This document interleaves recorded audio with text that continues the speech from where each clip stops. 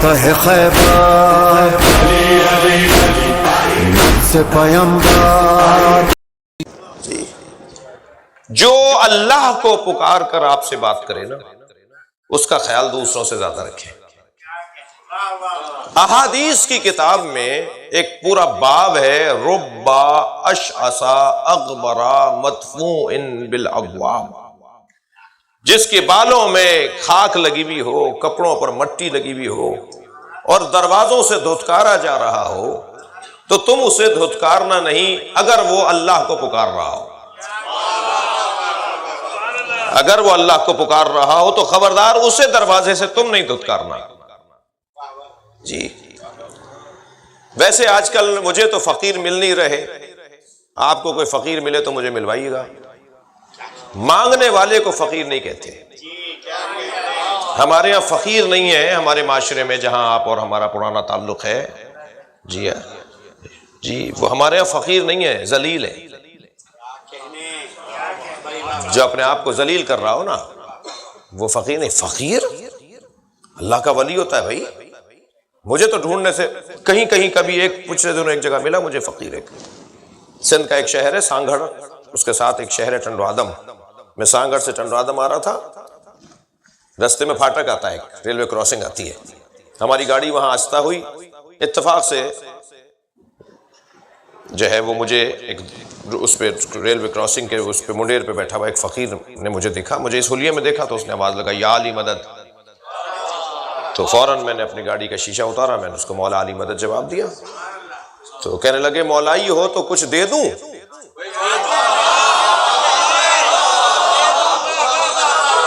یہ ہے فقیر. میں نے اپنے ڈرائیور سے کہا میں نے کبھی گاڑی سائیڈ لگاؤ، یہ پہلا فقیر ملا ہے جو دے رہا ہے. ہاں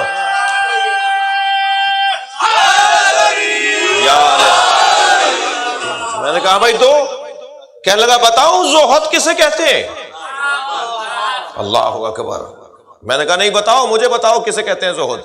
کہنے لگا زہد کی 7 منزلیں ہیں، جو 7 مرحلوں سے گزر جائے گا وہ زاہد بن جائے گا. اس کی پہلی منزل دوں گا، اگر تمہیں اچھی لگے گی تو دوسری دوں گا. میں نے کہا دو. کہنے لگا پہلی منزل ہے ذات کی نفی، اپنے آپ کو کچھ نہ سمجھو، اپنے آپ کو نادار سمجھو، فقیر سمجھو. صلوات پڑھے محمد والے.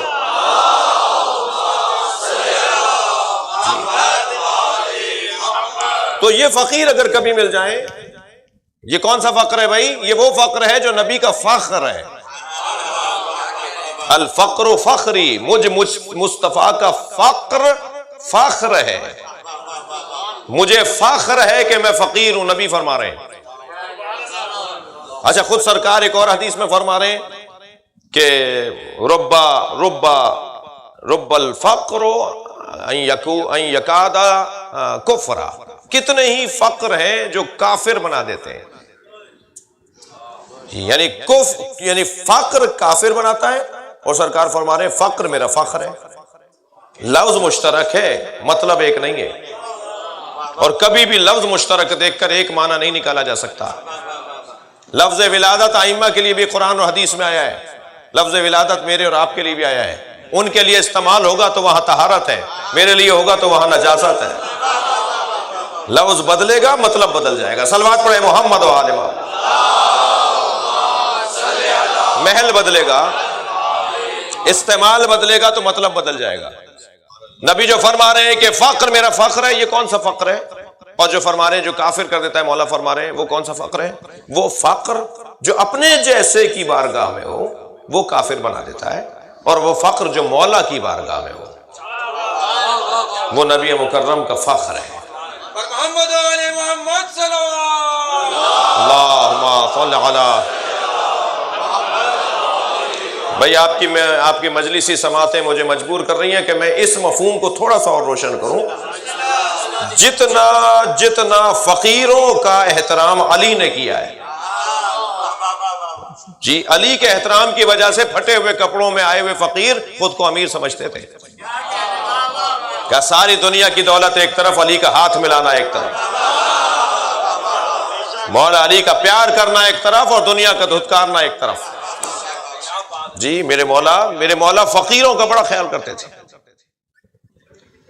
جب وہ بیٹھے نا چوتھی دورے حکومت میں اپنے ممبر پہ جا کے نبی کی جگہ پر جا کر, تو حضرت عمار مولا علی کے کہہ لیجیے معاون خاص تھے دور خلافت امیر المومنین میں.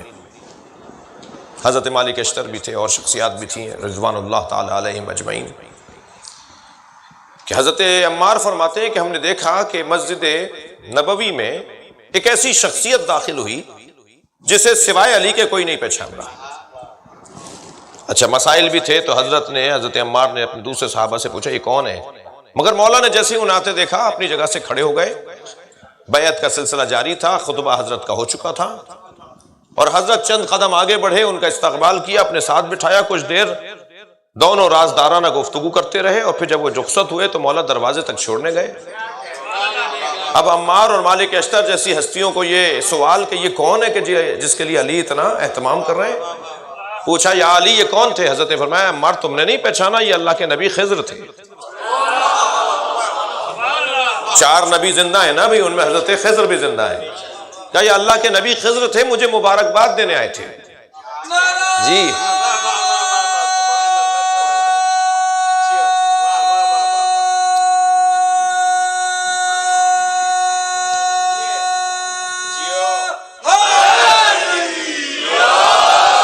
اب طالب علم ہو تو ایسے ہوں جیسے حضرت عمار ہیں, جیسے حضرت مالک اشتر ہیں, ساسا ابن سوہان ہیں. آگے بڑھ کر پوچھا حضرت عمار نے کہ یا علی گفتگو کیا ہو رہی تھی؟ فرمایا عمار تم رازدار ہو تو میں بتا دیتا ہوں. حضرت نے فرمایا عمار جب یہ مجھے مبارکباد دینے آئے نا, تو کہا کہ میں اس خوشی کے موقع پر آپ کو ایک ہدیہ دینا چاہتا ہوں, اور ہدیہ انہوں نے مجھے یہ حکیمانہ جملہ دیا. اچھا کم سے کم یہ پیغام دے دیا ان بڑوں نے ہمیں, ہمارے پیشواؤں نے, کہ ہدیہ وہ نہیں دو کہ جو خشک ہو جاتا ہو, جو پرانا ہو جاتا ہو. ہدیہ وہ دینا چاہیے جو پرانا نہ ہوتا ہو, جس کی ضرورت مجھے بار بار رہتی ہو. بھائی میں ہار پھول بھی آپ کے گلے میں ڈال سکتا ہوں, میں جوڑا بیڑا بھی آپ کو دے سکتا ہوں, آپ مجھے دے سکتے ہیں, یہ بھی ہدیے ہیں, مگر سب سے اچھا ہدیہ علم کا ہدیہ ہے, جس کی ہر زمانے میں ضرورت رہتی ہے, ہمیشہ ضرورت ہی ہے. مجھے خضر نے ایک حکیمانہ جملہ ہدیہ دیا, اور جملہ یہ تھا کہ ما احسنو تواضع الاغنیاء علی الفقراء خشیۃ باللہ. کتنا اچھا ہے کہ صاحبان ثروت لوگ فقراء کے سامنے خاکساری کے ساتھ حاضر ہوں, انکساری کے ساتھ حاضر ہوں, گردن جھکا کر اور ان خاکساری اور نمڑا کر حاضر ہوں. کتنا اچھا ہے کہ صاحبان ثروت لوگ فقیروں کا احترام کریں خشیۃ باللہ, اللہ سے ڈرتے ہوئے. کہنے لگے کتنا اچھا جملہ مجھے تعلیم دیا, مجھے ہدیہ دیا. تو پھر کہنے لگے علی خوشی کا موقع ہے, خوشی کا موقع ہے, آپ بھی تو کچھ دیں. تو خضر نے تو مجھے یہ دیا کہ ما احسن تواضع الاغنیاء علی الفقراء خشیۃ باللہ. میں نے خضر کو یہ تعلیم دی, میں نے خضر کو یہ ہدیہ دیا کہ ما احسن تکبر الفقراء علی الاغنیاء ثقۃ باللہ. کتنا اچھا ہے کہ فقراء امیروں سے اکڑ کر بات کریں, اللہ پہ بھروسہ کرتے ہوئے. صلوات پڑھیں محمد و آل محمد پر.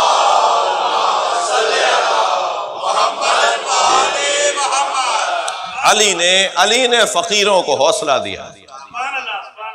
خبردار کسی سے اس بنیاد پہ نہیں دبنا, نہیں ڈرنا کہ اس کے پاس پیسہ بہت ہے. یہ اعتماد بن نفس مولا علی عطا کر رہے ہیں. ویسے بھی عزیزان گرامی, آپ میں سے کوئی مجھ سے خفا نہ ہو, یہاں تو آپ ماشاءاللہ بہت فعال ہیں, ایکٹیو ہیں, مگر ہمارے وطنوں میں جس کے پاس پیسہ زیادہ آ جاتا ہے وہ پورا جلوس نہیں کرتا. جس کے پاس پیسہ زیادہ ہوتا ہے وہ حلقے میں لگ کے ماتم نہیں کرتا. جس کے پاس پیسہ زیادہ ہوتا ہے وہ نماز جماعت میں شریک نہیں ہوتا, اور بہانہ یہ کرتا ہے کہ ٹائم نہیں ہے. اور جیسے ہی پیسہ کم ہونا شروع ہو جاتا ہے تو اس کے پاس ٹائم آنا شروع ہو جاتا ہے, وہ جماعت میں بھی آتا ہے. وہ مولا عباس کے علم کو بھی خود سجاتا ہے پھر, اور جیسے ہی مولا اسے نواز دیتے ہیں تو پھر مولا کا علم بھی یاد نہیں رہتا. تو یہ علمیہ تو ہے, آپ اس کو مانیں یا نہ مانیں. اور وہ جو جلوس آخر تک لے کے جاتے ہیں نا, نشتر پارک سے میں کراچی کی بات کر رہا ہوں, ایرانیان تک, وہ زیادہ تر متوسط یا غریب طبقہ ہوتا ہے, اور غریبوں کی اگر حوصلہ افزائی نہیں ہوگی تو عزاداری آگے بڑھے گی نہیں. صلوات پڑھ لیں ذرا محمد و آل محمد پر.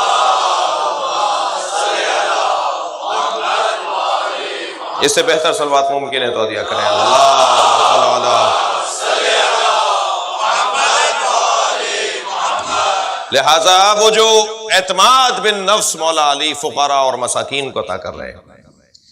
ربا اشعث اغبرا مدفون بالابواب، ایسے افراد کو کہ جنہیں دھتکارا جا رہا ہو اور مگر وہ اللہ کو یاد کر رہے ہوں، انہیں تم نہیں دھتکارنا، ان کا خیال رکھنا. یہ ائمہ، یہ اہل بیت، یہ نبی مکرم کی تعلیمات کا ایک باب ہے. ایک فقیر، ایک ایسا ہی فقیر جیسا دھتکارا جا رہا تھا، وہ نکلا ایک دکان کے آگے سے گزرا، حلوائی کی دکان کے آگے سے. جی تو حلوائی نے آواز لگا کے کہا کہ دودھ پیو گے؟ تھوڑی دیر سوچتا رہا، کہنے پلا دو. ایک پیالہ بھر کے اس نے دودھ پلا دیا. یہ دودھ پی کر 2 قدم آگے بڑھے تو ایک گڑھے میں ان کا پیر گیا جس میں کیچڑ تھی، جس میں گندگی تھی. اس کی چھینٹیں اڑی. گلی کے کنارے پر اور رستے کے کنارے پر 2 آشنا آپس میں باتیں کر رہے تھے، ایک لڑکی اور ایک لڑکا. تو وہ چھینٹیں اڑ کر اس لڑکی کے اوپر گئیں. تو انہیں تو برا نہیں لگا، وہ جو ان کے آشنا تھے انہیں برا لگا کہ تم نے ان کے کپڑے خراب کر دیے. 2 قدم آگے بڑھ کے ایک تھپڑ رسید کیا اس کو، فقیر کو. اس آشنا نے ایک تھپڑ مار دیا. اب جیسے ہی تھپڑ کھایا اس فقیر نے تو آسمان کی طرف دیکھ کر کہنے لگا، یا اللہ تیرا کام بھی تیرا ہی ہے، کہیں دودھ پلواتا ہے، کہیں تھپڑ لگواتا ہے. ابھی یہ بولا تھا کہ وہ لڑکی زمین پر گری، تڑپ کر مر گئی. تو لوگ آگے بڑھے کہ تم تو بھائی بہت بڑے آدمی ہو، اللہ تمہاری سنتا ہے، تم نے بد دعا کی، مر گئی. کہنا نہیں میں نے بد دعا نہیں کی بھائی، میں نے تو مناجات کی تھی. کہنا تم نے کچھ کہا اور یہ مر گئی تڑپ کر. کہنا نہیں، 2 یاروں کا مسئلہ ہے. صلوات پڑھ لے ذرا محمد و آل محمد.